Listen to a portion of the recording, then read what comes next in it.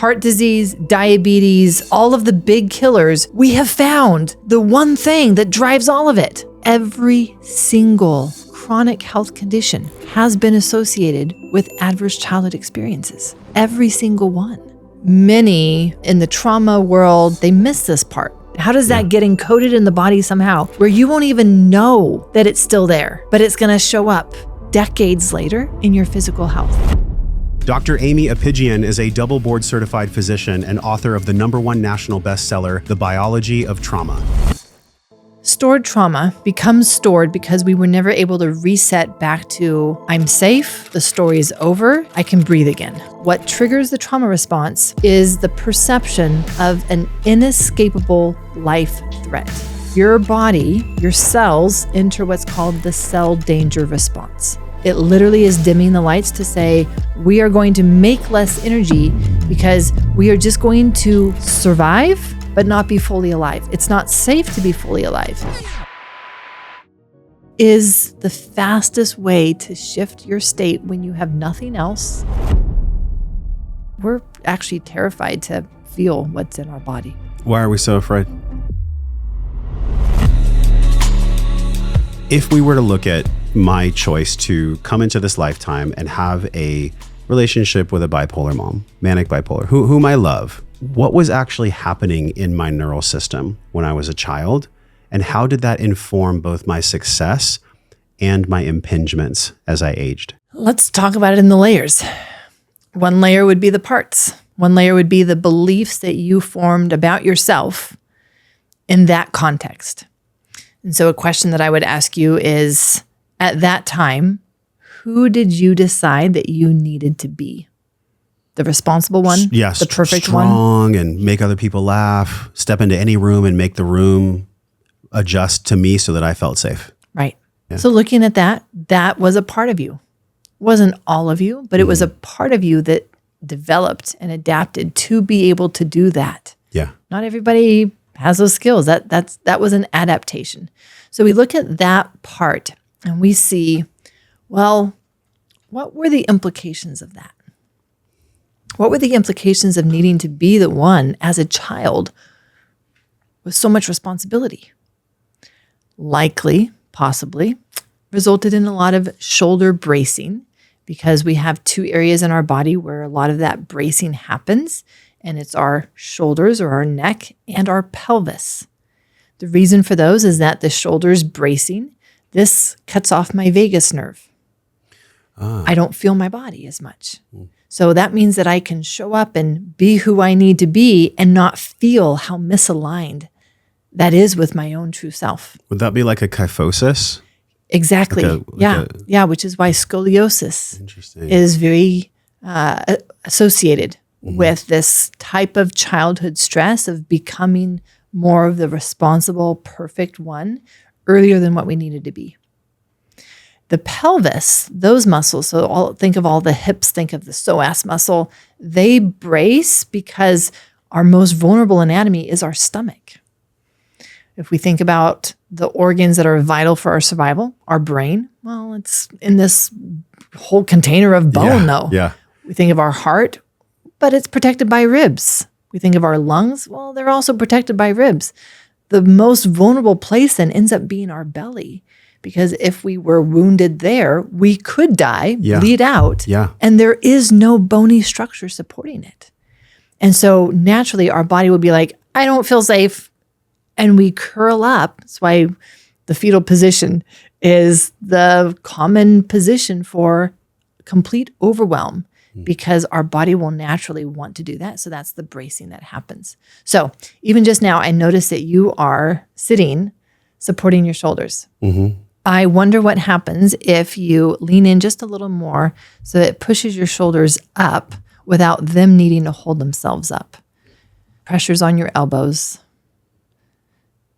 And you just allow your shoulders to come up, but not because they're holding themselves up, but because you're leaning into your support. I feel like I need to tension my lats. Otherwise, I would slouch forward. Yeah. But this idea that so much of the kids will feel that they've got the weight of the world on their shoulders.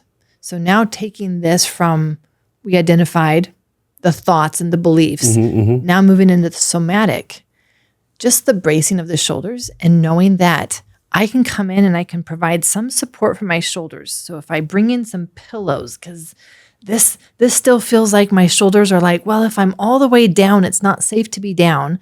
I need to hold the weight of the world on my shoulders to feel safe. But since I don't have that support, then I have to do that by myself. So just being able to bring in some somatic support, and I have people put something underneath their elbows and their arms so that it pushes their shoulders up, but it's not because their shoulders are having to do it. It's support. I will hold you up. Yeah. That's where we have to start, because if we just ask our shoulders to drop, they're like, no, that's not safe. It's not safe. And so rather than force that opening up, I'm like, I got it. I will support you. I will hold you up. It's the same thing that we do like with the heart. Once I have them connect with their heart in a somatic way, and there's often heaviness in the heart, then who's holding the heart up? Who's holding the heart when it has all of that heaviness? We can create the sensation of, I'm holding my own heart up. Looks a little weird because you've got to kind of put a hand over on the side of your chest and maybe even underneath your ribs to kind of create that sensation of, I'm coming around you and I'm going to hold you up so that you don't have to hold yourself up. And just those somatic connections start to create the safety for the opening, for even the talking with us and sharing with us the weight that it's been carrying, and it hasn't felt like it could share that with us. I love it because my favorite position is this, because it allows me to, like, I put weight here and I put weight here and I can rest. When you were describing the layers, which I love, I've never heard somebody describe it in the way you did, which is really beautiful. And it's simplistic, which is really the hallmark of intelligence, this simplistic way to describe things that are so complex. The second layer, when we get from the mind and into the body, how do the stuck energy, traumatic codes, if you will, how do they actually get stuck in there? Because you talked a lot about my posture. And I think, well, if posture informs fascia, and fascia is connected to the nerve endings, and it's all one coherent system, then my posture is essentially adjusting to some codes of trauma that literally live in my biology. How do they actually get stored in there? What's the real mechanism of how they get stored? Because I would assume once we know how they get stored, we can do the awareness work and the somatic work and all the good stuff to release the codes. It gets stored in the neural system and all of its monitoring for what is safe and what is dangerous. So we take that and now let's bring that down to the biology level where it really gets stored. And how I show that this becomes the mechanism by which trauma becomes disease. We've known the research. The research first came out in the Adverse Childhood Experiences study, where for the first time we saw this connection of, oh, what happens to me in childhood may not even show up until I'm an adult as my physical health disease.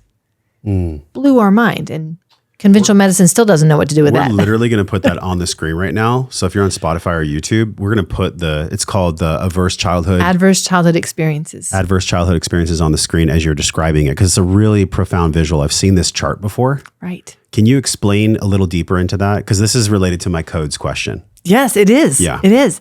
And it's fascinating. I'm going to tell you the story of how it developed. Dr. Vincent Folletti, he's also down in San Diego, and he is an internal medicine doctor. And the U.S. government was working to create what is now the preventive medicine field. This idea that, hey, rather than just treat disease, what if we prevented it? Great. That's what they thought. So they did all of their analysis. They've got incredible data on the health of the nation in the CDC, or the Center for Disease Control. And so they did all of their analysis and they saw, we have found the real reason for all of these causes of mortality, or the reasons why people die.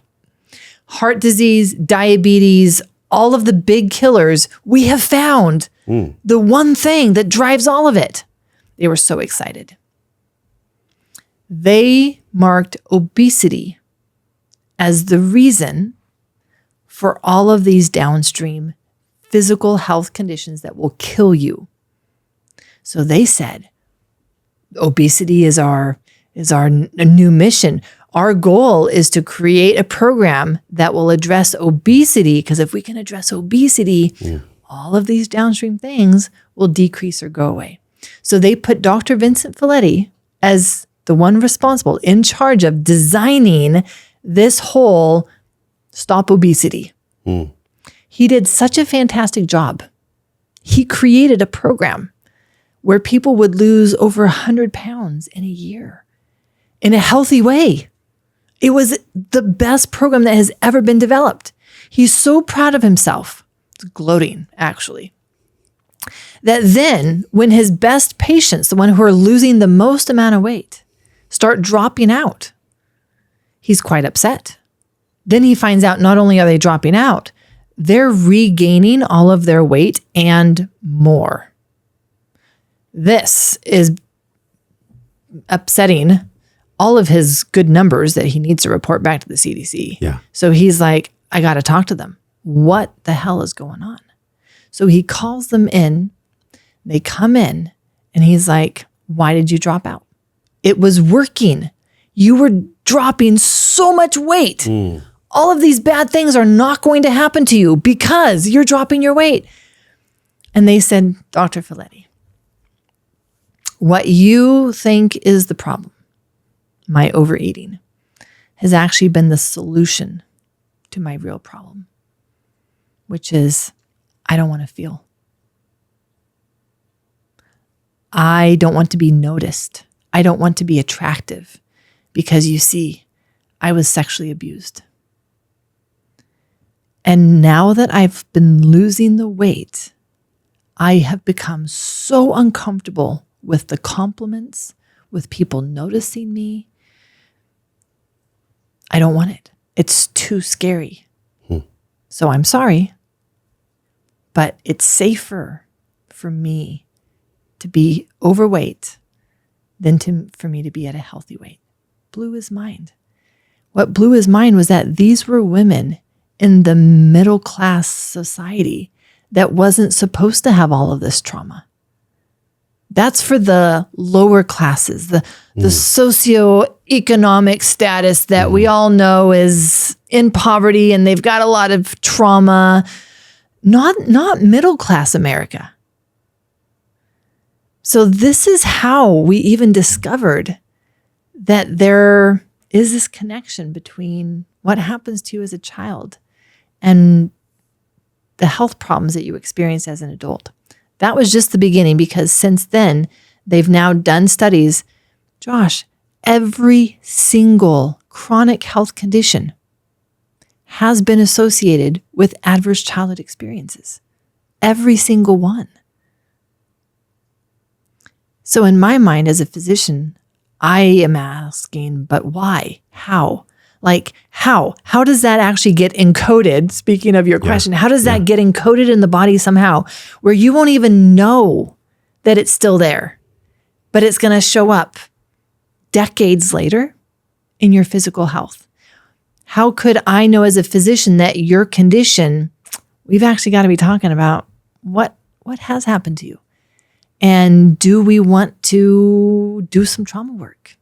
Because I know now that if we don't, all I can offer you is a Band-Aid. Or a pill. That's what a pill is. Yeah. A pill is a Band-Aid. It's just masking the symptoms. I'm not actually getting to the root of what helped create this. Now, is that the only thing that created this? No. It is the confluence of everything I consider it your soup. What all has gone into your soup? Your genetics. Absolutely. Your genetics create your vulnerabilities. But they don't create your conditions. They create the vulnerability to the condition, but something else has to pull the trigger. And that stress, overwhelm, this physiological state that we've been talking about, where your neural system is always in survival mode, either high gear and stress or emergency brake. We're shutting down because we're just so overwhelmed with it all. And so that is part of it. But what about your generational stuff? Let's just call it stuff. What a technical word. We get it though. It's generational things. Stuff. Baggage. Is that in your soup? Yes. Yes, it is. How? A combination of things. Energetics, the whole energy field. Absolutely. Yes. And we know that because we've seen examples of people who have resolved something inside of them by doing some somatic work around a drowning that their grandfather experienced. Yeah. So we know that this is somehow part of your soup, but there's also this whole generational epigenetics. And the more stress and trauma that our grandparents and ancestors went through, the more that there are these changes to our genetics through the epigenetic methylation. So that's part of your soup. And so that is why there will never just be one reason why you got this disease or condition or symptom. Yeah. And the layers of healing, if we want to use that word, the layers of repair, which I like that word better, the layers will be as much as you want to do. I'm not here to tell you that you have to do all of the layers. I'm here to show you all of the layers that created this. You get to decide how far you want to go. And if you are the kind of person that says, I don't want to deal with any of that, I want the pill. Okay, who am I to judge and decide what's best for you? My job now as the physician healer is just to show you what could be possible if we wanted to look at all of the reasons that contributed to this showing up in your life. There's so much brilliance in what you shared, especially going back to the adverse events in childhood. And I think about the absolute domino cascade that occurs that is connected to the epigenome, that does have methylation issues with children that are in utero, and then the mother could be experiencing stress. It's all passed down. For the life of me, and this is what fascinates me about your work and about what I'm passionate about, and that is this seventh generation principle that you've put a medical and really a major scholastic effort into this. You've done an incredible job of taking what the Native Americans said and bringing it to modernity. What made you realize that trauma wasn't just a mental construct, that it was actually a lived somatic body experience? Do you remember the moment when that clicked for you? Yes, 2008. 2008. I know, aligns with your 2008. Alignment, okay. 2008 was the year that I became a foster parent. I had just finished my master's in biochemistry. I had some space of time before jumping back into the third year of medical school. And I decided that I was going to become a foster parent during this time. Came out of the good intentions of wanting to use my life, my time, for the best good. And as time would have it, by the time I actually finished all of the work to become a foster parent, I was already back in third year of medical school. But then I get a call. Social worker Rosa, Aimie, we have a little boy for you. And he was 4. He had been in the foster care system since he was 9 months old. Should have been placed in the foster care system much earlier than that, based on what he was going through. But he had been through so many different moves since being in the foster care system that at this point, he could not be with any family that had children or pets because of his behaviors. All she had to say was, we have a little boy for you. And honestly, that would have been enough for me. And my big bleeding heart at that time would be like, yep, sign me up. So here I am, single, already now back in third year of medical school, internal medicine rotation. And now taking in this boy who's had a very troubled past. At that point, my whole world changed, because what I thought was trauma, and thus the way to heal trauma, was nothing like what I was going to go through. Nothing like what I was going to go through. So that was my turning point of realizing it's not a mental decision. I can't reward him enough to not do these survival behaviors. There is some unconscious beneath his logic and willpower that drives him to do these things that push me away, that hurt me. I actually start the book, the introduction, with a story of me holding him in a moment in a rocking chair, and he tells me how he's going to kill me. That's how drastically my life changed. And I'm so grateful. If he had been any different, if he had just been someone who didn't have as big behaviors as he ended up having, I probably wouldn't have even gone on this journey myself. Or written the book? Or any of this. Yeah. Any of this. It was because everything that I learned that should work for him wasn't working, Josh. I'm taking him to the child psychiatrist at my medical school.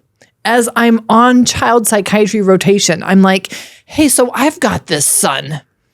Because by then I had adopted him to get him out of the foster care system. And their solution was, Aimie, put him on medication. Seroquel is the treatment of choice at this time for those kind of behaviors. And honestly, he's going to be here, checked into this ward in a few years, if that. And then he's going to be in juvenile hall by the time he's 15 and 16, and he's going to have a life of addiction and crime. And you're going to have your heart broken. That's what happens to these kids. And I was like, oh no, not on my watch. What made you feel that way? Oh no, not on my watch. Because that's a big amount of fuel. That's a big amount of energy that it costs you. You must have sensed that there'd be an expansion of consciousness and love by you supplying that kind of energy. There must have been that insight in you at that time. There was so much that even went into my decision to become a foster parent that went back to my childhood. And this idea that I was trying to repair things from my family of origin through this relationship. We all do that to some degree until we become conscious of what we're doing and stop the pattern. But I had felt unseen. I had felt lost. I had felt misunderstood. And that's what I saw happening to him. And it was my way of starting to repair the wounds that I was still carrying from my little child, Aimie. I'm not going to give up on you. Yeah, like much respect to that. And actually much respect to all parents that feel this charge, that feel this inspiration to be with children whose parents are gone. Like, it's such a beautiful thing. It's really beautiful. And there's a cost to it as well. And I think of you like in medicine, working with patients, being a new mom. Did you ever have moments where you thought, is this it? Am I all alone here? Did you ever have a loneliness and self-deprecation? What was that like for you in the very beginning stages of this bolus of energy being shot at you by the universe? The very beginning of it was a time of excitement for me because I was sure that I was enough to heal him. My love for him was so big that just the sheer force of my love would heal these wounds that he obviously carried. It wasn't until I saw that that was not true, that the reality of what I had committed to really hit home, and it became the loneliest place for me because I'm on the hospital wards or in the clinic all day long for my medical training. And then I come home to a child who wants nothing to do with me. And his hatred of me was so obvious in his behaviors that every night was a battle. And I would end up even just having to hold him sometimes for hours just to even get him to be able to go to bed. And it was exhausting and lonely, but also lonely in the sense that no one understood me. No one understood why I would make that decision. So I lost a lot of friends. They didn't know what to do with him because it was also changing me in the process. And I would go to a dinner with my medical school colleagues, and I would have to be so attuned to him because of what I knew he could do. And I needed to prevent that they saw me as now controlling. And this other version that they didn't know what to do with, and they didn't want anything to do with it. Like they're still in their party mode. We're in medical school. And so it isolated me from even my family, who didn't not only understand me and my decision, but then was very cautious about accepting him into the family, and was taking sides and believed his lies. He would tell my mother, for example, that I was starving him, and she believed him. And so that was very hurtful. And it just, Josh, talk about opening up my eyes to the family dynamics that I was actually living in and growing up in, to see that this is what has been underneath the surface. This has been in the unspoken energetic field that I haven't even known to identify. But this isn't right when my family is taking sides and seeing me as the bad person. To me, this seems like the ultimate threshold of you're either going to have maturation and acceptance, or you're going to go into victimhood and woe. And so there's some, whether you want to look at the Eastern philosophy of soul contract, there's some kind of karma, dharma with you and your son. And then there's also people witnessing you going through this. Like they're probably thinking, you're an MD. Like, why are you choosing this path? Like, you already have a lot going on. Why don't you just do something easier? There was something that your soul chose about this path, and it led you to, in a big way, which you've already shared, the book, this understanding that trauma, AKA stuck energy. Why don't we start there, actually, because this is really important. All the things that he was feeling when you had to hold him for hours, he was experiencing the biology of trauma. Stuck energy. He never had a place to express. He didn't feel safe. You know, maybe he was in exile and his protector was just spraying water, trying to protect everyone. If you look at it from an IFS lens, I'm sure that was there. What did you feel start to awaken in you from him that actually propelled you to write the book? The unexpected happened. And that was, he became a window into my own insecurities. And I started to see myself in his behaviors. I've never done those extreme behaviors. However, I started to recognize I guard my heart too. I push people away too. I am very afraid that if someone were to actually get to know me, that they would find the truth that I am unlovable. And so I can't let them see the real me. And that's exactly what he was afraid of. All he had ever known was rupture in relationships. You're here for me now, but you're not going to be there for me in 6 months from now.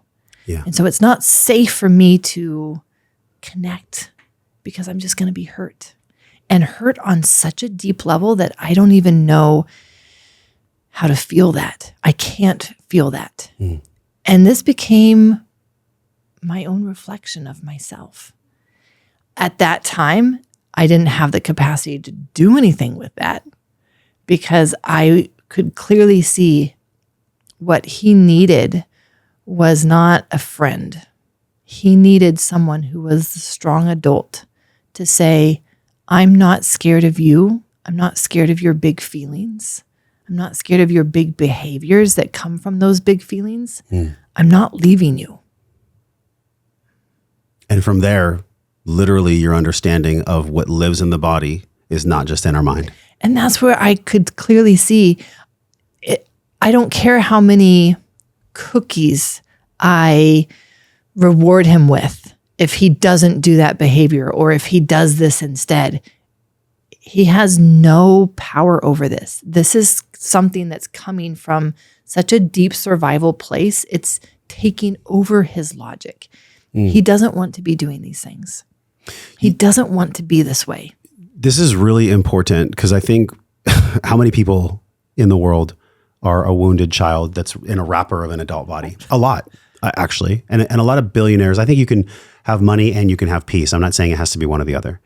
But the question I'm poking at here for you is there are, I believe it's 5. There are 5 responses that you talk about in your work that are so deep and they live so much in the trenches of our cellular memory that trying to heal them with a mental model won't work. Can you slowly go through those 5? Because this is really important for anybody who's experiencing that on a regular basis to start to self-reflect. It can actually change their life if they understand at least one of these 5. Really, Right. Just pick one. Right. The way that I like to picture this is the dashboard on your car. This is what I will call neuroception. It's the perception of your neural system that says, are you safe to drive this car right now? Or is it not safe to drive the car right now? And so on the dashboard, you have these different monitors that give you information about your car. It's going to tell you how much gas you have in the tank. It's going to tell you the tire pressure. It's going to tell you the temperature of the engine, level of the oil. It's going to tell you all of these things on this dashboard that allows you as the driver to know, how do I drive this car? That's exactly what's happening inside of our nervous system. It's this minute by minute assessment of all of these monitors on the dashboard. So what goes into this dashboard? What's on our dashboard internally that would then tell our body, how do I navigate in the world right now? Am I safe to be around other people right now? Am I not safe to be around other people right now? And it can be kind of categorized into these different layers. The most superficial layer is our thoughts. Our thoughts come from our beliefs about ourselves, which come from these different parts of ourselves that have these stories, these narratives, and then these beliefs. And those can generate thoughts. And it is true that our thoughts affect our biology. And so our thoughts are one of the monitors on our dashboard, which is why we do want to notice our thoughts, get curious about, why would that thought come into my mind right now, while also not chasing the thought. But that is just the superficial level. And that's where a lot of people, especially in the mindset world, they stay at that level. There's all this other stuff. Yeah. And one of the areas that has come more to light recently, excites me about what's happening in the field, is this idea of somatic layer. The somatic layer is this body layer. And it's the idea that your body has associations that it has formed based on different sensory inputs. Let me break it down. You've maybe been in a car accident, and now you're driving down that same stretch of road. It's a different day. It's a different drive. You know, logically, that you're safe. There's no accident happening this time. However, your body starts to have a reaction. And just as you're approaching that spot, you start sweating. Your heart starts racing. Your hands grip the steering wheel. In your mind, you're thinking, this is stupid. Why is my body doing this? It's not happening at the willpower decision level. It's happening at the body level, and you can't stop that body reaction. Now, what's actually happening, the science of that is that your body, in that moment of the accident, created associations. In the somatic therapy world, we call those couplings. And it coupled that tree means danger. That milepost, that sign, whatever it was that was around you at that time, what you saw, what you smelled, what you felt. It's just like a big snapshot of everything, of all data. A snapshot that your brain was able to combine some chemicals, especially dopamine, to say, this is really important. Never forget this. Never forget this. So it's taken that memory, and that's the somatic memory that our body still holds, so that you smell, see, taste, anything of the sensory world, and it is coupled with something from your past. You smell a perfume, and all of a sudden, you're having an experience from the past because that smell is coupled with some message from the past, whether a positive message or a dangerous message. I'm laughing because as you're talking, when I smell fresh cut grass, Yeah. it reminds me of Hell Week in football, where I was like sweating and suffering on the field. Every time I smell fresh cut grass, I'm like, oh my God, I can like feel the sweat in the shoulder pads. Right. But please continue. You're right. Smell is one for me. Yes. So that is on the dashboard of our nervous system, that it's constantly collecting information to alert us to what could be signs of danger. But then you still have this whole other layer. If those two weren't enough, now you've got this whole layer that I call the biology layer. And this is where many in the trauma world, personal development, they miss this part. They miss the part that our own biology is giving signals to our nervous system that says, we're fine down here, don't worry about us, or we're not fine down here. Don't have a conversation with that person. We don't have the energy for that. Like we literally cannot create enough ATP, which is our energy currency. We cannot create that much energy for you to have that hard conversation and for you to be the kind of person that you want to be right now. So you should avoid, you should isolate, you should do whatever survival pattern that you've been programmed to do. But our own biology becomes the biggest, the most major signal to our nervous system and this dashboard of, am I safe or am I not? Let's go deep into that. The thing that makes the light come on, the biology of which you speak, is that like a cellular enteric wrapped inside of some fascia? Like what is actually the informant in the biology of the light coming on? What really is that? Scientifically, energetically? I'm sure it's both. It's all of it. It's all of it. It's This also is spiritual. the fascinating thing when you look at all of these different constructs, Chinese medicine, Western medicine, they're both right. What, German new medicine throw in there or no? Sure, why not? Okay. Yeah. So is it energetic? Is it biochemical? Yes. The answer is yes.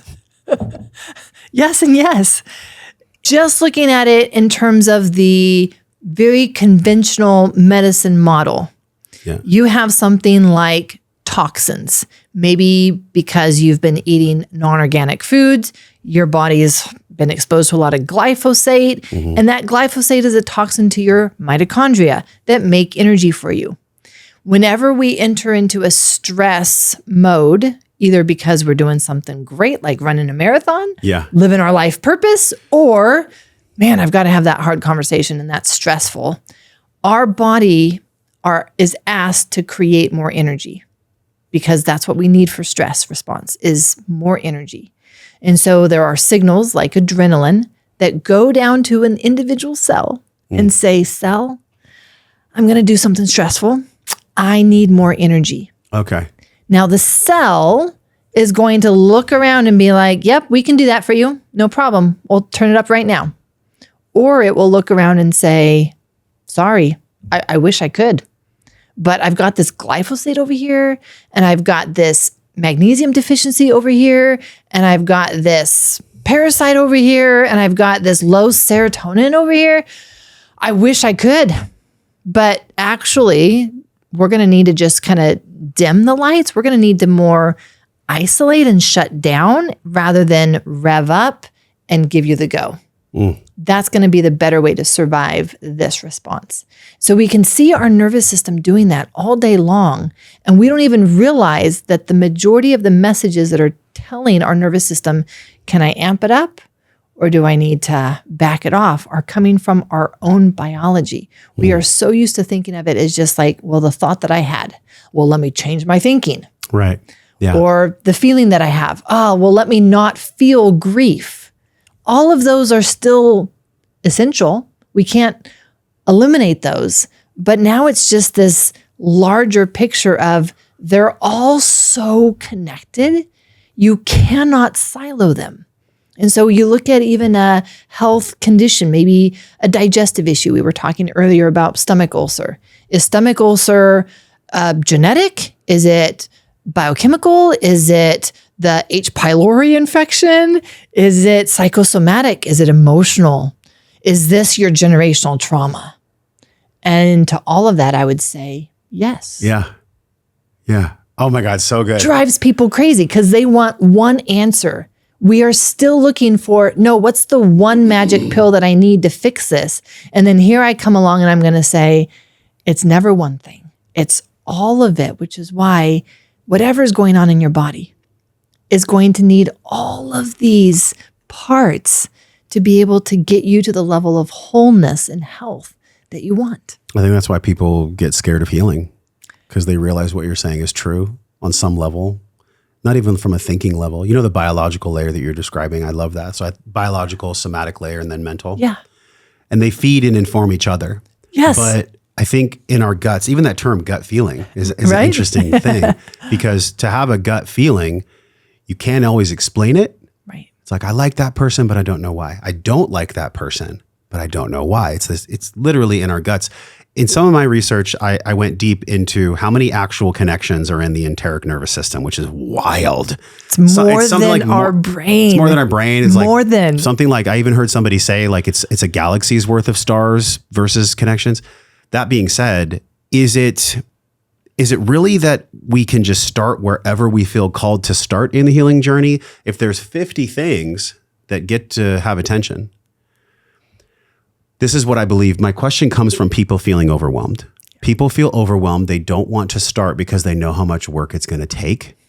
Have you seen in your practice and in your life and with your book and just everything that you're exploring, have you seen that there is an optimal place to begin among all the other places? I mean, essentially, wherever you start, good, because at least you're starting in one piece. But can you shorten the learning curve for somebody who's like, yeah, I want to heal, but I feel all alone. I want to heal, but I feel overwhelmed. Where do they begin? I summarize my work as precision nervous system healing. How can I be more precise about exactly what your body, nervous system, needs right now? Even though it's a mountain, Yeah. what's your next step? Maybe different than someone else's next step. This is why we need to be precise about it. Saying that, looking at the big picture, the first step is always learning how to shift our inner state. There are 3 different states, operating states, that our body has. Again, this is all driven by the nervous system. I know you don't like that word. That's all right. Every time I say that now, I'm just like, I'm making him nervous. I call it neural, you call it nervous. It's fine. It's whatever. If it doesn't hold the charge, then it doesn't hold the charge for you. I just like neural because for me, with my background and my upbringing, right. I just like the word neural. But we can say nervous or neural. Either way, y'all, we're talking about the axons and the dendrites here. Exactly. Either way, this is what we're talking about. The electrical cords. We're fine. So neuroception is the driver for your physiology. Yeah. I liken that to my car that's a stick shift. Have you driven stick shift? Oh, yeah. Isn't it so fun? That's great. I have so much more control, but not in a bad way. Like I feel so much more involved in the process of driving when I'm the one shifting the gears than when it's just happening and I'm more passive. Yeah. That's exactly how our neural system is operating. It is the one shifting the gears based on the information that's coming in from these 3 levels. And so say that I have some signal danger come in from somewhere and my neural system is like, oh, we got to shift gears. To what gear and how fast is all based on our neural system. So it is the driver. And there are 3 categories of states that we can be in. One is ventral vagal. Many people will know that as rest and digest, parasympathetic. I call it calm and alive because I'm going to differentiate that from a different vagal that happens in overwhelm. So calm and yet alive, not calm and passed out, calm and numb. Nope. Not calm. sedated, but like Exactly. peaceful and here. Yeah. Actually here, calm and very alive. And then if there's danger, our neural system is going to shift gears and put us up into the sympathetic state. Sympathetic, another word for that, if you're not, all into the biochemistry, is activation. So for all my trauma therapists out there, that's the word that they usually word is activated. Activation is just that. It's not bad. It's not good. It's just activation. It's just a higher gear because I'm burning through more fuel. That's what the sympathetic stress activation does for me. But as soon as I reach overwhelm, that is no longer an effective strategy. Overwhelm is going to paralyze me. And it's going to shift me out of that and throw on my emergency brake. And now I'm in this low frequency, low energy operating state. Because it's my operating state, my whole physiology shifts in that direction. So if I have these different states, what if I could learn how to shift my own state so that I'm not at the mercy of wherever my neural system is taking me? But I could say, oh, I'm in sympathetic activation right now, and it's not serving me. Let me shift it to calm alive. Ooh, I'm in overwhelm right now, and it's not serving me. Let me do my skills and shift my own state back to just safer. Maybe I can't get all the way back to safe, but if I can just do safer, it changes my physiology. And the challenge for people is that they live so much of their life in these two states, either activation or shutdown, and that is not where your body is able to even engage in its own healthy and repair mechanisms. It's in survival mode.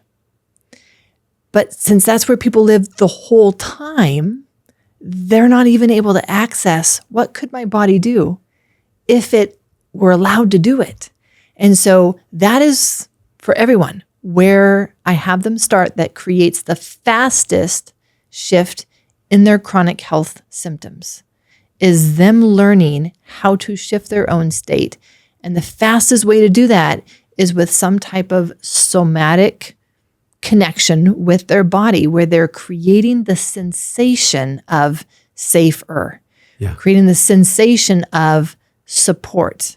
And just that is the place to start because then that opens up some energy and now we can take that energy and apply it to the next step that we need to take. Wow, there's so many layers in what you just shared. That's so good. Y'all rewind that because my next question, I saw you did this. Yeah. And for y'all watching, subscribe because you're present, so you may as well subscribe. Subscriptions are really interesting. It's like when I do this, I'm subscribing to listening to my body. Yeah. Think about it. Like, I love that you did that because I do that all the time. I do it in breath work. I do it sometimes if I'm stressed out, I'll lay on the floor and do that. There's this warmth from my hands where that puts in your description, it puts my hand on the knob to actually shift my gear. Exactly. And I shared on your podcast that in 2016, I found breath work. How much have you found personally in a clinical setting that just touch and breath, so simple, yet because of the beliefs, so hard sometimes to give ourselves permission to do? Have you found that breath and touch, or anything else that you might mention for us, breath and touch seems so elegant, so potent, so powerful, but we run into our beliefs that make us feel like we shouldn't do it? Have you found this to be true? And it's so simple that many people dismiss it. Right. That's so simple, it shouldn't work. Right, yes. It's so simple, I've done that. And I'm like, no, you haven't. If somebody ever says to me, I've done breath work, and they're still an asshole, I'm like, you get to breathe more. No judgment, like just awareness. Awareness. But the simple acts, they seem so more potent than anything else. Right. Really. And we think that we are so complicated and we are so unique that something so simple couldn't work for us. And so this is the foundations that I teach. I say, you're right. We've got to go do the deeper work. We've got to go do that grief work, the attachment work, the letting go and detox. We've got to do that work, but it's not even safe for me to take you to those places until you learn how to shift your own gears. Then I can go out to the racetrack with you and we can get some work done because you are able to navigate your own body, your own states in a very different way. You see, even though I'm great at reading nervous systems, neural systems, even though I'm great, guess what?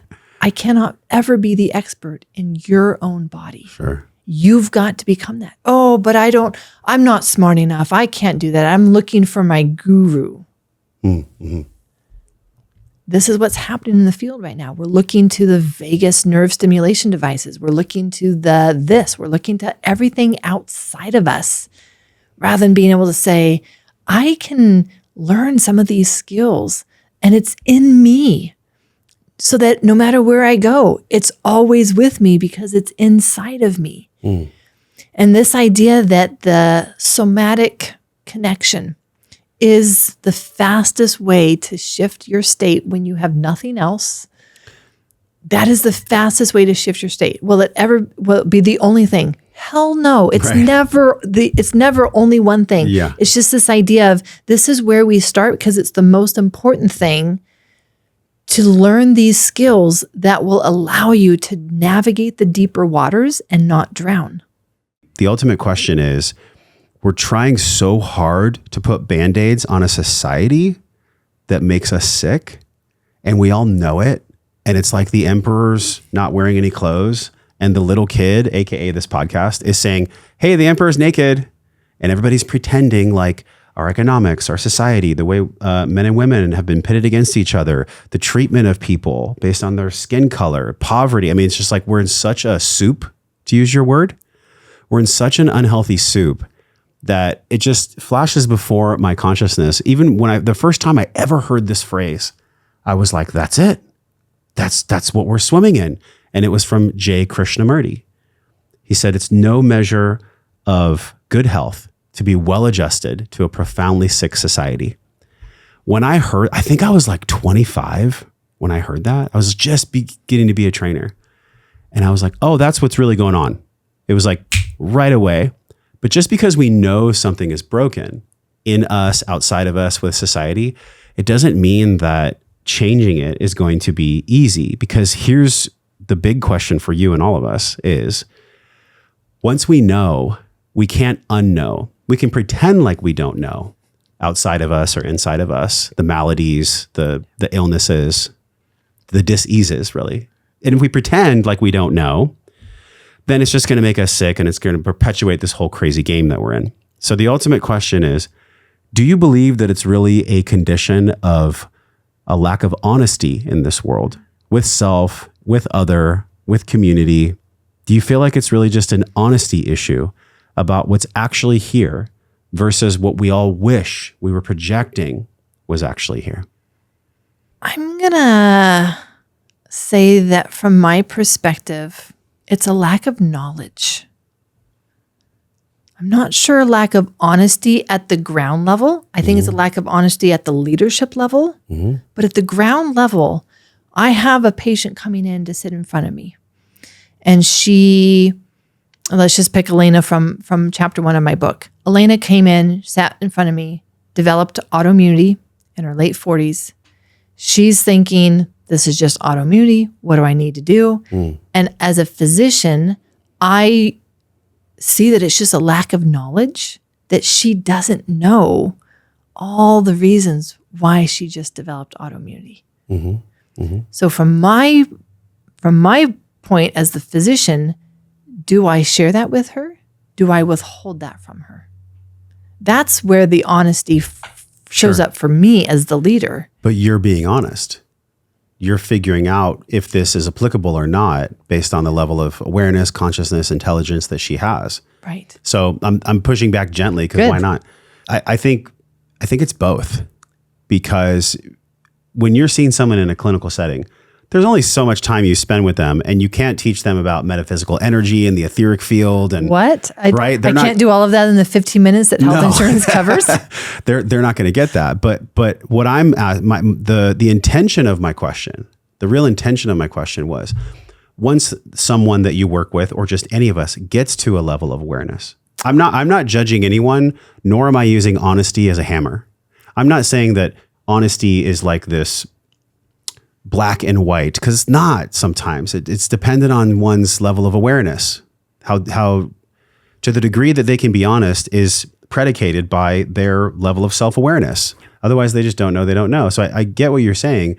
But what I'm saying is when many of the people that listen to the show and many of the people that are already in the conversation with you and I, they have some level of awareness. They have some level of either being honest with self or being afraid to be honest with self. And in no way is my question putting down my fellow human beings for not being honest, because I think all of us at times may struggle with honesty to self and others. I think it's just a human condition. It's a human thing. But the reductionized question is, if we just focused on honesty, either that we don't know what to do or that we do know what to do or not doing it, if we just had honesty as a lens where we saw everything, I think we could turn this entire society and world around very quickly. But there's certain structures that are in place that don't want that to happen because they're capitalizing on your voice not being heard, on what you're doing with your book, with your work, not being amplified. And to that, I say, fuck off. Because it's a message worth sharing. The message of truth is what's worth everything. It's like, what in our life is more important than truth? I know I'm being very passionate and out there with my verbiage, but God, it's like I felt this ever since I was a child, what I'm sharing with you. And I think we all feel it. We all know that there's this beautiful existence that's more possible. It obviously starts with us. So I'll pass it back to you. The question of honesty, not as a hammer, not as a judgment. How might you explain that? The lack of honesty of self and other that could change our society. How might you share that? I am going to take that to where my brain and body takes that somatically, which is it's a lack of safety. I have experienced that tension between, am I being honest with myself? Am I looking at it honestly? It's a process. And realizing that my block at that time was it wasn't safe to be honest. It wasn't safe enough to even be honest with myself. Whether other people experience that or not, I don't know. Maybe I'm the solo duck out in the water being like, I don't feel safe to be honest with myself sometimes. I think you hit it, yeah. There's a lot of other ducks out there. What's coming up for me is I have a lyric in a song that I recently composed. It's been one of my new expressions of my beingness, right? Yeah. Like even having words for it is still like the area that I'm stepping into is, do I always have to have words for things? And so part of me now composing music about this whole neural system and my journey has been, how do I bring in the music that will help express the feeling of it? And so I've started to put some of my songs on YouTube. Songs of the Inner World is the channel that I'm now putting this music on. And my latest song that I composed was the hardest one for me to compose because it's on feeling grief. How? Knowing that I need to feel it to heal it. But what the fuck?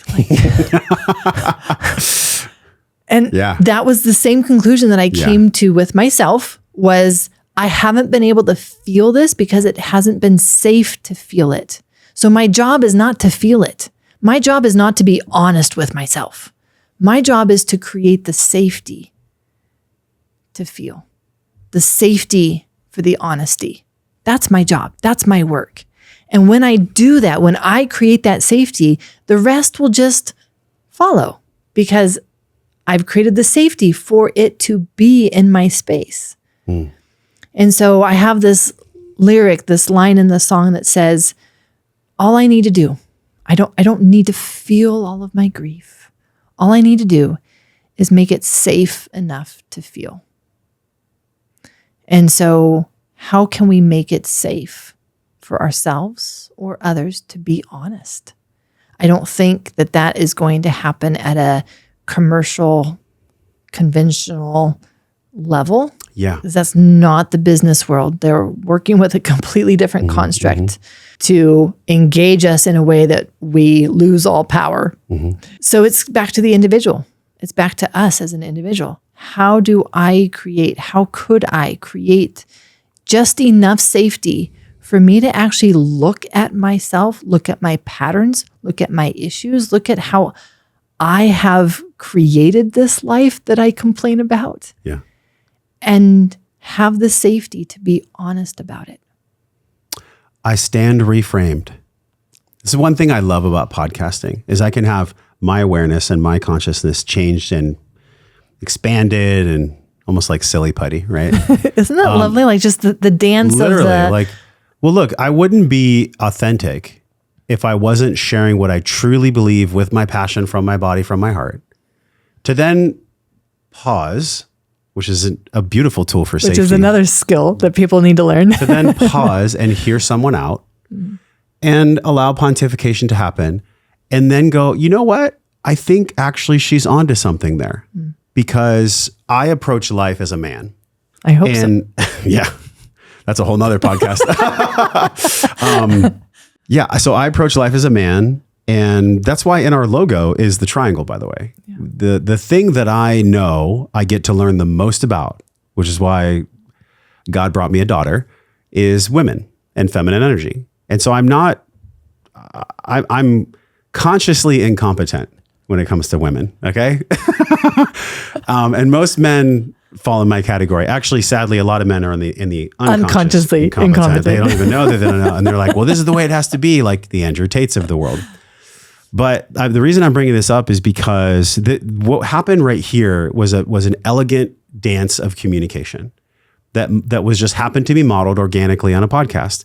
And this is the part of podcasting that brings me alive. This is the juice of humanity that we get to experience together because it's having a strong view, but being open to someone else's view that actually allow more peace to reside in the body. Because when I hear your take on honesty and the connection of safety to honesty, it just feels better for me. It feels better for me than we're not being honest, right? Because there was almost a touch of now that I'm reflecting, there's almost a touch of judgment in we're just not being honest with ourselves, which is paradoxically true. It is true. But then on the other side, what I just learned from you, and I hope what you all are really getting right now, because this is huge, is that honesty is informed by safety, specifically for women, which I've had a lot of episodes. And I learned this with my wife all the time. One that just came out a couple weeks before this one was Alex Charfin, a guy here in Austin. Do you know him? It was fantastic. No, I don't know him, but I listened to your podcast. Shout out to Alex. And the thing about Alex is that he experienced a lot of what I'm sharing with you where he thought his way was the right way. And so as men, the greatest gift that we can bring is an open mind. Literally, it's the most amazing thing because look what just happened for people sitting here with us. They were probably like, yeah, Josh is right. And then they're like, well, she's actually right. And it's like, well, they're both right. It depends on the context. And so let's go, now that I've shared that, let's go deeper into the safety because this is a huge misnomer. One thing that Alex and Teal Swan shared with me on the podcast, she said that men have no idea the level of missing safety that women experience when they walk down a street compared to a man. Do you find that's true for yourself and in your practice as well when it comes to the way women experience safety versus men? Or do you not grok with that understanding? What's your take on that?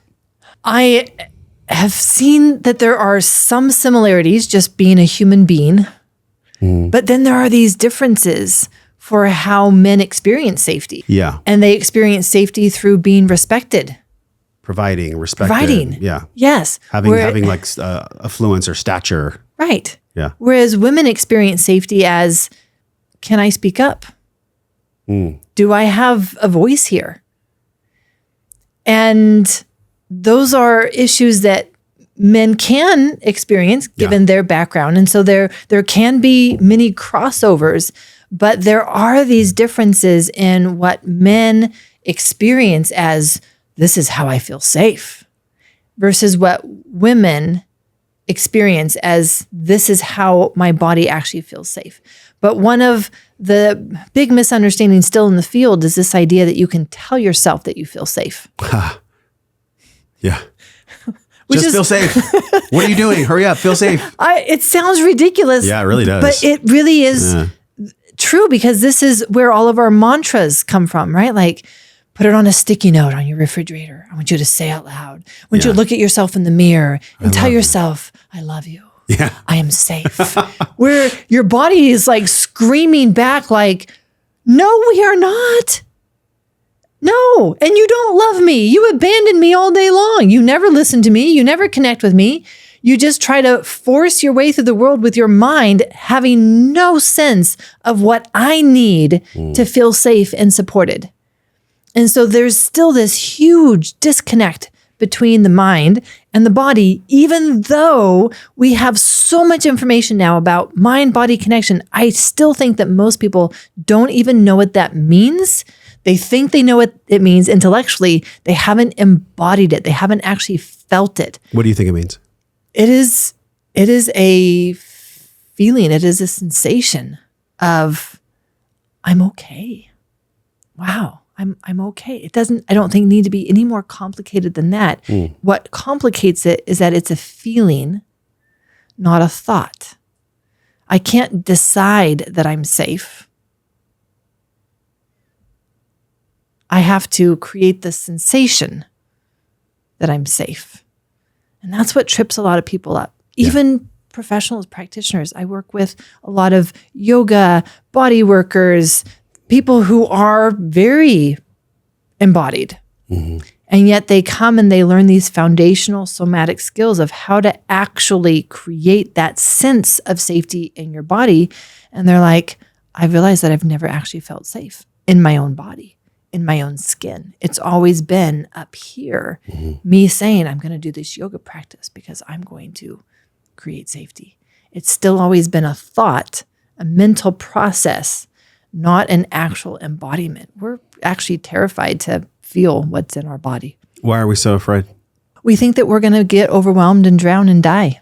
Like we'll get stuck in the feeling and it'll never stop. Yeah. And it's true, because that is what it feels like to be in that trauma response. And so in chapter 1, I lay out those 5 steps that our body takes into the trauma response.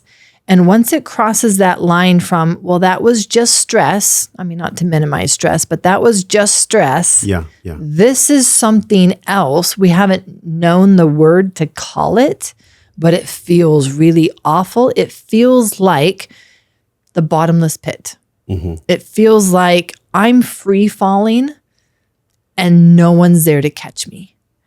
It feels like I have lost my anchor. I'm drifting and there's no end to this drifting. So it's a very hopeless place, which is very intentional for our body to put us in that place in order for us to survive what has become a trauma. There are 3 survival mechanisms that it switches to. And that is part of it, is that feeling, which is why it's so awful. Of course, we don't want to feel it. Of course, we don't want to feel it. But we're going there to learn something. There's a deep learning. One of the things I learned from Paul, and by the way, you guys have to do a podcast. I'm so curious how you guys would play games. It'd be fun to watch with your medical background and you as a healer. And then it would just be so fun. He says that, and I've heard it from other people in their own words. I'm sure Paul would say that he's borrowed this wisdom, but he says that when the pain teacher arrives, you have to be ready to learn the lesson. And if you don't learn the lesson, the pain teacher will come back again. And so the most humble, powerful place of real sacredness and self-care, self-love would be, all right, deep breath. I'm feeling the feeling. What are you here to teach me? It's so simple. I have said that probably like 1,000 times in the sauna space. And I've even said a prayer where I'll do this like you modeled for us. I just intuitively, like a long time ago, I started doing it because it just feels good. And I'll say, God, what is it that I most get to learn? And how can I be most humble to learn it? And I'll just repeat that, not having to have the answer, because I find that when I am white knuckling getting the answer, it never comes. I have to actually surrender to feeling it. And then when I feel it, I usually get a little whisper like, go talk to that person. Go have that conversation. The clarity comes. Go do that thing. But it's in the neutral. It's in the down regulation that you talked about, that really all the clarity and all the wisdom actually appears. Otherwise, I just keep going back to the pain teacher, and the pain teacher's like, I already told you. I already told you, but you weren't listening. Do you find that, how can you describe, I described a spiritual metaphysical lens, but how would you describe that from the neural system and from medicine itself? The stored trauma becomes stored because we were never able to reset back to, I'm safe, the story's over, I can breathe again. The story's over. Yeah. That lands. The story's over. And so because the story's not really over, then it gets held and stored, and it still is creating all of this impact on our biology.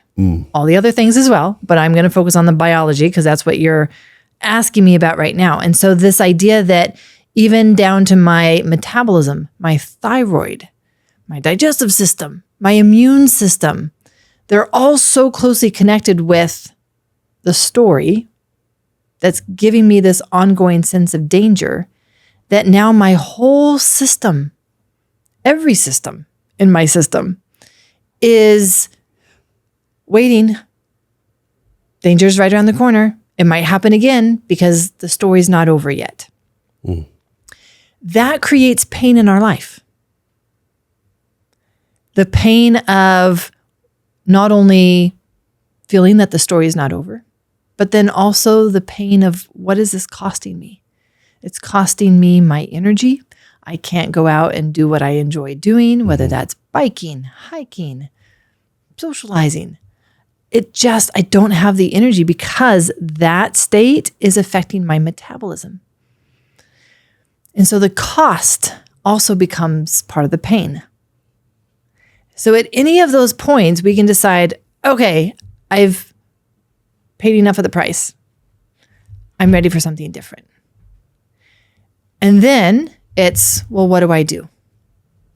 And the idea that we find the entry point, because it is so deep. It's a deep well. So all I need is the entry point. And sometimes for some people, that entry point is, well, what are my thoughts about this? What do I believe about this? Sometimes the entry point is, this is so painful in my body. Let me just go to my body and start to create that entry point there of curiosity. What's going on here? Other times it's the biology, and digestive issues can be a very common one. So let's just go there for a second. Digestive issues. If you start to do some of the repair work, maybe you've had SIBO, maybe you've had microbiome imbalances, whatever it is, and you start making those adjustments are all adaptations from this pain, from these patterns. So you start changing this, and now that's also going to disrupt the construct that your body's been operating on. And it's going to bring things to the surface. You're going to start feeling things that you're like, I didn't know that doing the parasite protocol would make me feel. Oh, yes, it will make you feel. Yeah. Because that parasite infection happened as a result of these patterns in your nervous system that made it even be welcoming and invited. It's like it was a habitable place. Exactly. For it to live. It's like it opened up the front door and was like, come on in. made a whole bedroom for you.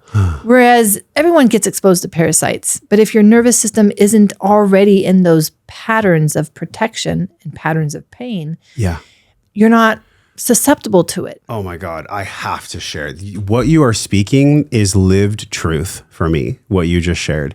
I dealt with chronic sinusitis my whole life. Literally ever since I was young, 4 surgeries. And I got to this place that describes exactly what you were talking about, where I just decided, you know what? I'm actually not going to look at what pills, what medicine, what surgery, what things. There's this whole shoemaker protocol, but then he's incredibly unhealthy. I'm just like, what? You're not even healthy and you have this protocol to be healthy? It doesn't make any sense. So I put all that down and I said, I am going to commit to not working as hard as I've been working and to trust God in life. I'm going to look at my hypervigilance. I'm going to feel the sensation in my sinuses when I get, because it starts to come on and my body speaks to me. It's a little, like I even did it this week. I canceled 5 appointments this week, 5, because I knew my body started to talk to me. And it's like, if you work this hard again, we're going to bring around this sinus again. And here's the amazing thing. In over 3 years, I have not had one sinus infection. I don't have to do any more sprays anymore. It's all gone. So it's exactly what you're talking about, but it's energetic because I'm not increasing my allostatic load indefinitely. I'm at this place where I can actually live what you're speaking about. And I can have these subtle cues that if I don't pay attention, I get the sledgehammer And I'm like, I have this amazing podcast today. I am going to reschedule all this other stuff. I'm going to push everything out.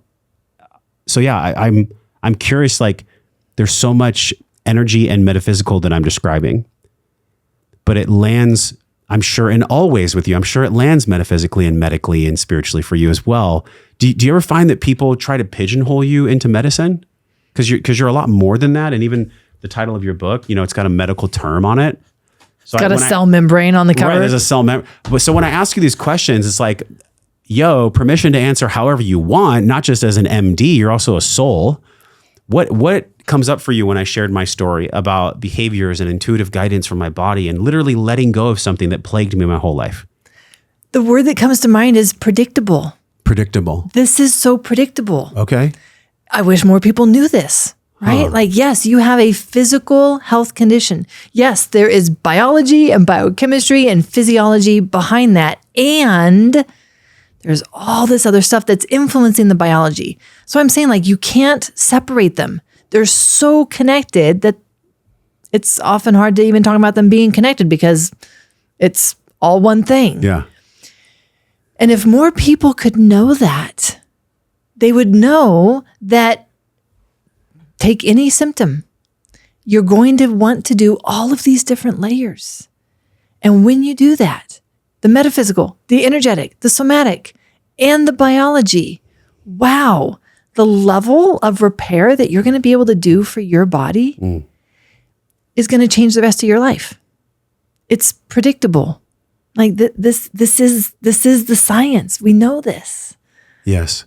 There's so much depth here. The next question I was going to ask you was scientific. I'm going to change it because I feel like even the logo of medicine, where it has the snakes wrapped around, it's almost like a talus. What is that? The medicine logo. It's Moses's staff. Moses's from staff. The Old Testament in the Bible. Okay, so here we are bridging the two worlds.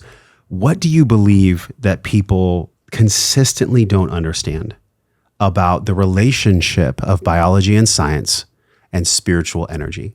What do you wish people could really understand about the connection between the two? I would want them to understand that in order for the true healing, that you need to look at all of these levels, all of these different pieces. I still, again, see them as siloed, where you have the therapy world and they're so focused on whatever their specialty is. Yeah. Maybe it's cognitive behavioral therapy, maybe it's somatic, maybe it's energetic, maybe it's body work. But then you try to talk to them about mitochondria and adrenaline and ATP and they go cross-eyed. Sure. And I'm like, but how do you do your job? Because that's what you're actually working with. And someone showing up with a latte gives you important information about their nervous system. But if you don't know the science, you don't know the biology, you're not even going to know to be curious about, can you tell me about that latte? What is it doing for you? Why would you bring that into session with us today? You're going to discover that they've got a very strong functional freeze that just to get to your session, they're having to generate energy. They're having to create adrenaline. Mm-hmm.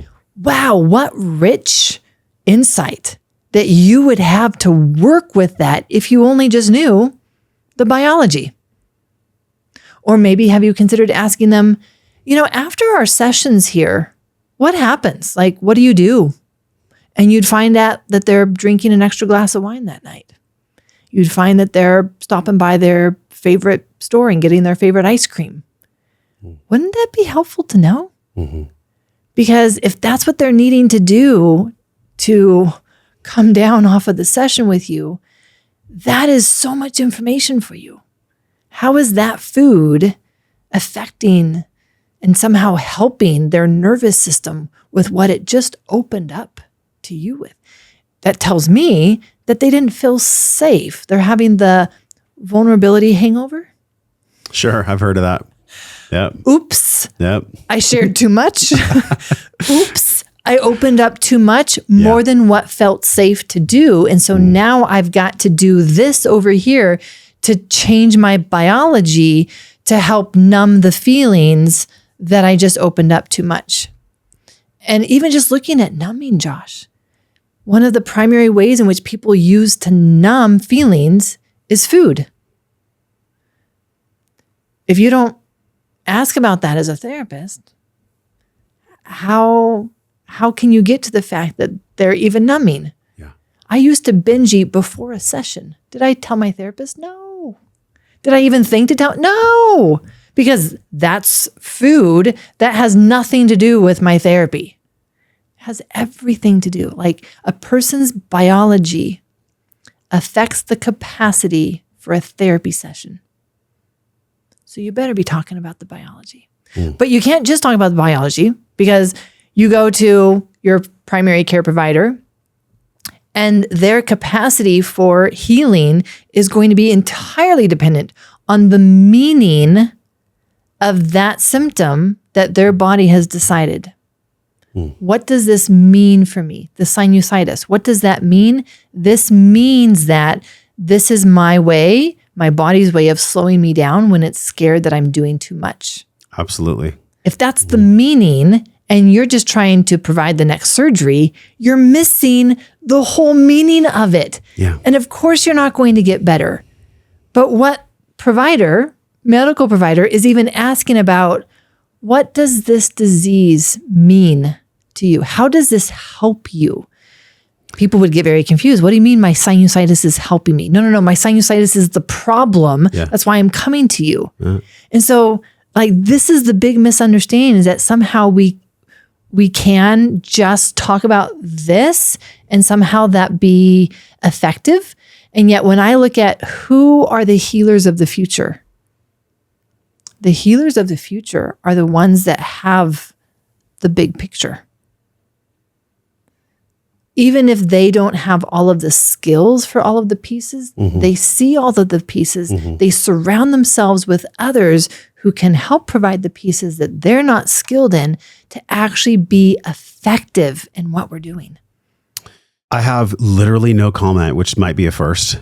Everything you just shared is beautiful on its own. Now, what it leads me to is what I felt in my chest, and probably what y'all are feeling too. And that is, what about my responsibilities? I know what you're saying is true. I know that my body's asking me to slow down, but I have 3 kids to pay for, and my rent doesn't care if I slow down, and my responsibilities. Now, just talking this through with you, let's pause right there. Let's pause right there. That person who's listening to us right now, that's their thought.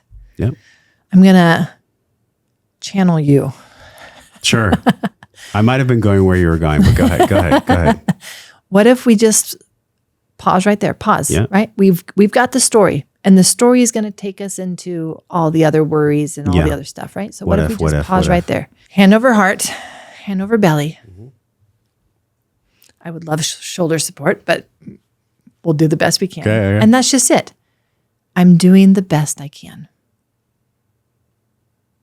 Say it out loud. I'm doing the best that I can.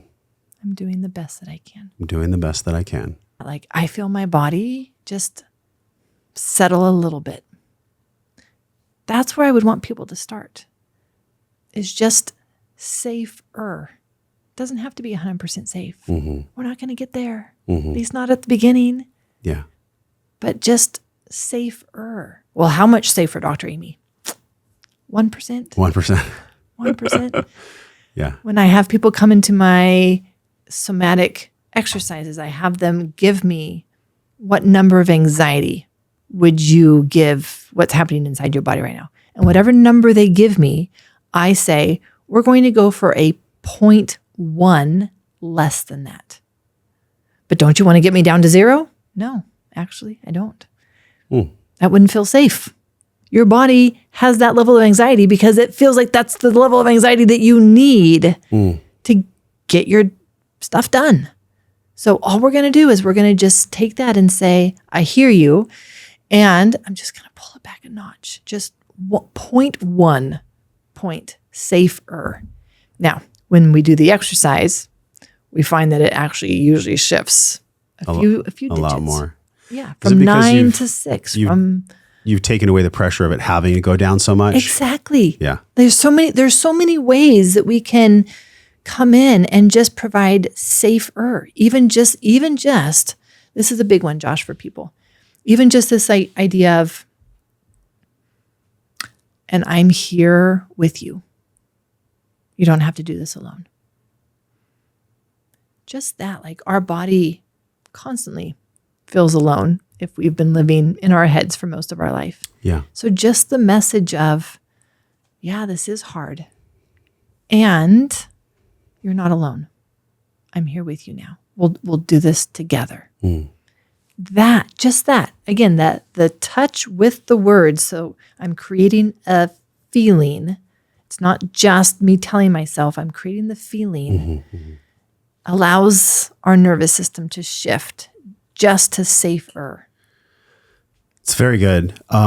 What came up for me, and we're going to have to do another podcast, okay? Because this is just so good. I could literally go for hours.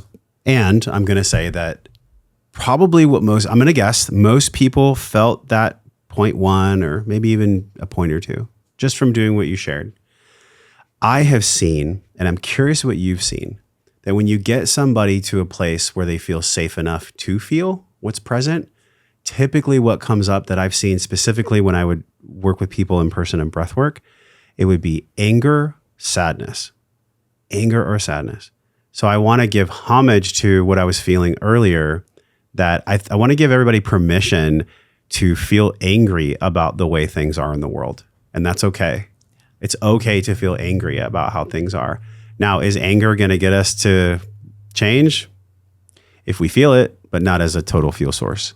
So my question for you is, have you seen both either the lower density grief, sadness, despair, and anger be these catapulting experiences that can get someone up to a greater state of peace and even more safety if they do the practices of breathing and touch that allows them to feel it in the first place? To me, it makes perfect sense, but it might be like the first time somebody's hearing this, you're telling me that if I feel angry, it's going to make me feel better, or if I cry, it's going to make me feel more peace. That's what I'm saying.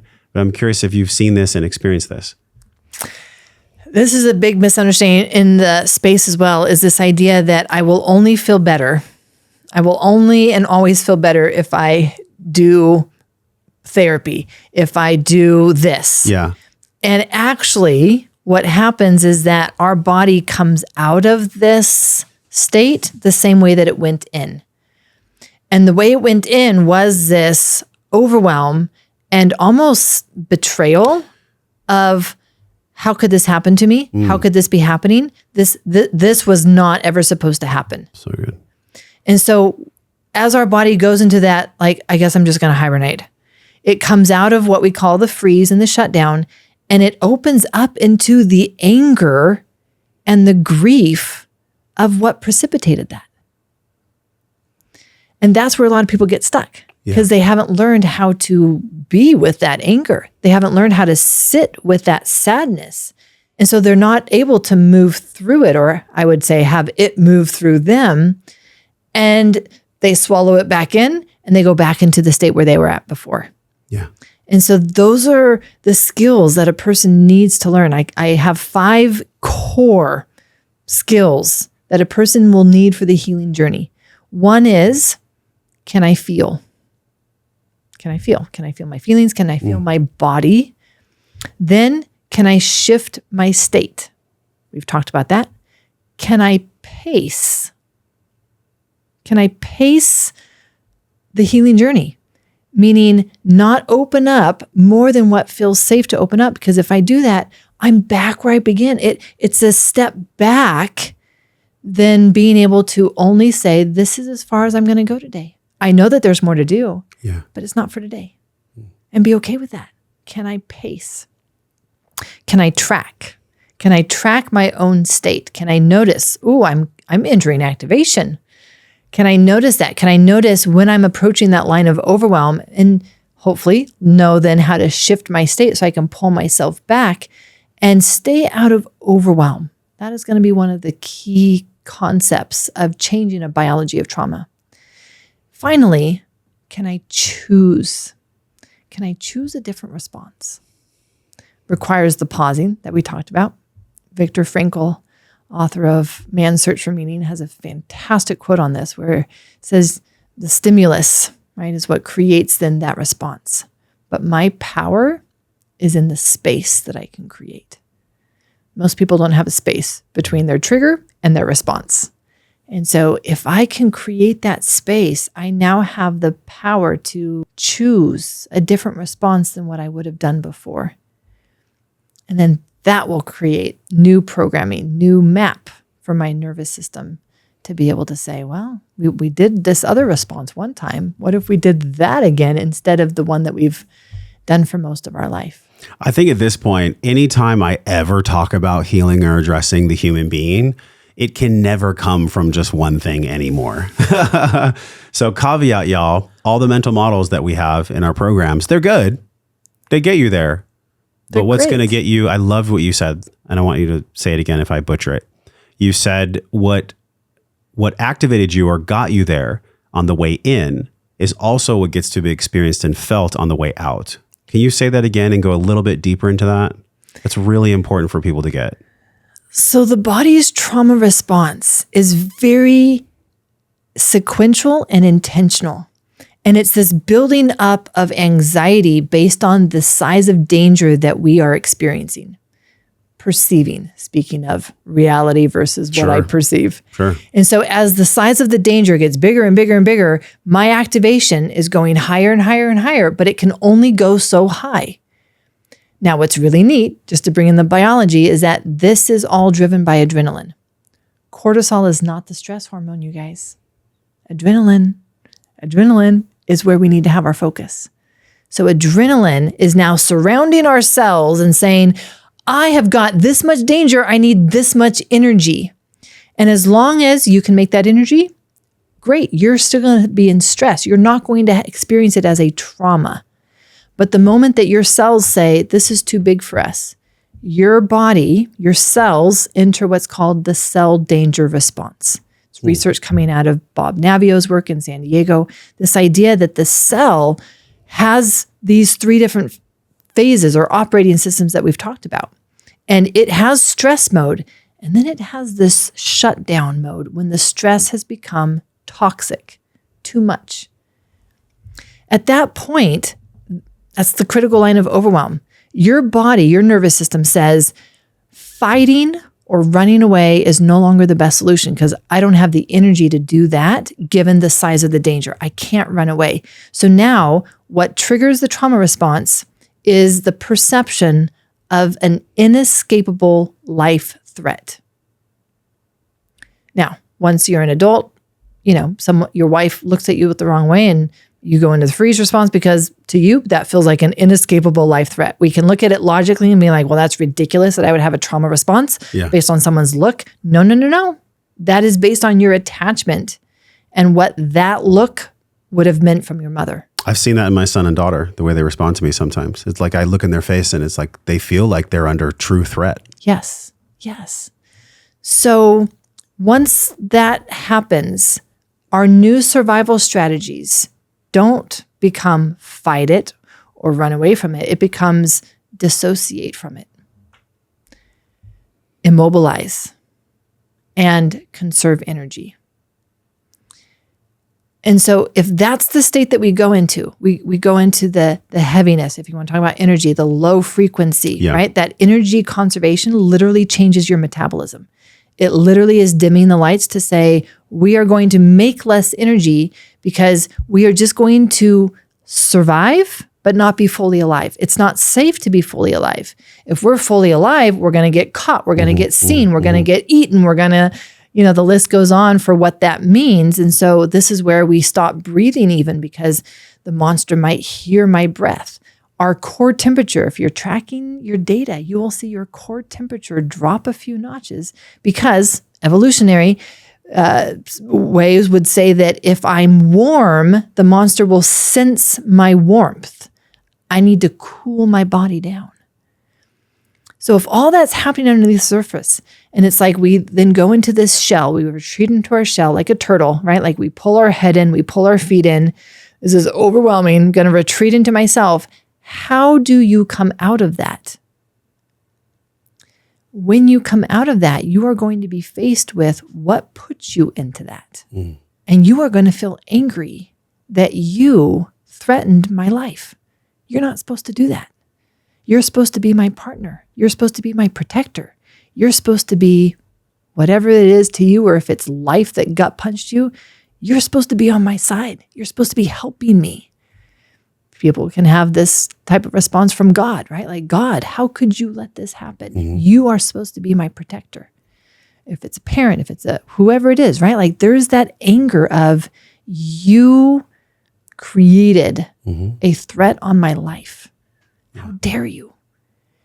But for those people who grew up with the perception and experience that anger was not something that you could express, guess where you go? You go back into, whoa, no. Anger is a life threat. There's no way that I could express my anger. There's no way that I could let them know that I was hurt. Do you feel like that's gender specific? Do women struggle with that more than men? I don't. From what you've seen? So I think it looks differently, Josh. Okay. But when I speak to the men who are willing to be honest and open about what's really going on inside, they are so afraid. Men are afraid. Men are afraid of hurting others. And so they will swallow their own anger simply because they don't know the healthy way to express it. And they don't want to hurt others. Got it. Yeah, I was noticing that in my life and in most of the people I've interviewed and just many things that I've read and heard, that like dominant emotions for men can be anger, frustration, and it's not an emotion, but it's a state, like a finiteness, right? Like masculine energy. So I'm not saying it has to be gender specific, but I'm just noticing from my own life and from looking around and reading and podcasting and seeing that I think men, in my viewpoint, it's easy for us to go to anger. Sure. It's easy for us to go to rigidity. Yeah. And for a lot of women, it could be a cascade of like many things societally that have happened for 200 years. But I've seen and worked with a lot of women that can't express their anger. They feel like a timidness around expressing their anger. Which is why then it turns inward and becomes autoimmunity. Right. I'm attacking myself. Them sick. And so many times I've sent somebody a book or a podcast and we've talked about this. Yeah. So my intention in asking you this question is not to divide people. It's to bring coherence, right? It's to bring people together. Yeah. If a woman is struggling specifically, can you just speak to her heart right now? She feels all this stuff and she put her hand on her heart and her stomach and she's breathing. You created a special place for women to go. Let's just speak to the women. And Lauren gave it to me and I've lost the link. You're going to have to tell everybody the link. Where's the place where they can go to learn to go deeper into their emotions, to work with you? Can you share that with us right now? We'll put it on the screen. Yeah, we'll make it easy. biologyoftrauma.com. Perfect. So go there if you're struggling and you're seeking guidance. I think it's a beautiful thing to seek guidance. It's beautiful. It's a sense of empowerment, right? Breaking out of the learned helplessness and let me learn one more thing. Let me seek. Let me not settle for where I'm at now. Where would we be without mentorship? Right. Like, are you kidding me? Look at the names on the back of your book. Peter Levine, Stephen Porges, Yvonne Johnson, who I'm not sure. Oh, the National Parent Teacher Association, the president. So yes, there's many people in the field that are echoing back to you that you're doing amazing work. I'm here to tell you that I just enjoy speaking with you. I think you have a great way in which you deliver information. It's different than a lot of medical doctors. There's a more groundedness to you, and I think we all can feel that. So final question for you before round two. We'll do round two at some point. Is this understanding of what it really means to be an authentic joy, to live your life not from forcing joy, not from chasing joy, but actually for Aimie, what does it mean for you to do whatever work comes up and to commit yourself to being an authentic joy? How would you describe that? What's your definition and understanding of authentic joy for you? As you ask that, I am reflecting on how far I have come, Josh, because if you had asked me that many years ago, I would be like, authentic joy? Let's just start with being authentic. Yeah, okay. Because that was where I had to start. I didn't even know who I was. And it didn't feel safe to be who I was. There had been so many roles that I had taken on in order to survive my childhood, my residency, being a parent. And so if you would have asked me like, but who are you? Who is the authentic Aimie? I would have had no idea how to even answer that. So that's where it had to start for me, is actually, who is Aimie? What do I believe in? What are my values? Then we can get to the authentic joy. But just the authenticity was such a huge and hard step for me in helping my young inner child self know that the story was over and that it was safe to be whoever she wanted to be. That it never been allowed to just be who I wanted to be. I didn't know what I wanted. It was always, but what should I want? It was never of, well, what do you want to do? No, but what should I do? I wouldn't even allow myself to entertain the idea of, but what do I want? What do I enjoy? It was always coming from that sense of, but what's the right thing? Because I have to do the right thing.